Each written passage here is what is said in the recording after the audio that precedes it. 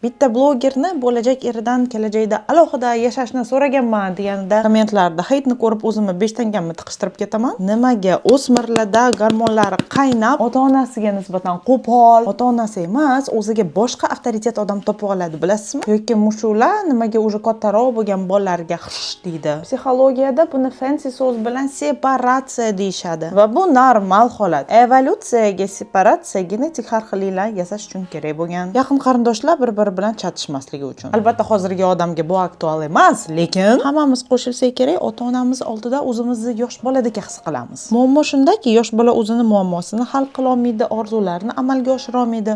Unga bitta взрослый kerak. Yonida o'zini взрослый deb o'ylaydigan partnerichi yosh bolani xohlaydi deb o'ylaysizmi?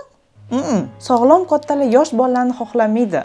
Not sexy. Endi vaziyatga farzand sifatida emas, o'zingiz родитель sifatidagi qaraylik. Bolasiga san meni boqasan, постоянно qaraysan, uylanganda ham meni foydamni ko'zlab o'ylanasan deb o'stirish qanaqadir investitsionniy fondga tuyulmayaptimi? Lekin bu yerda bitta moshenchеская sxema bor.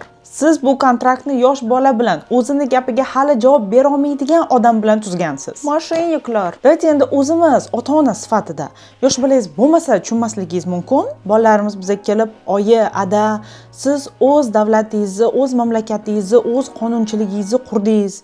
Endi men ham o'zimni oilamni, o'zimni yurtimni qurmoqchiman" desa, g'ururlanib xursand bo'lib ketmaymizmi? Alohida yashashni xohlash normal.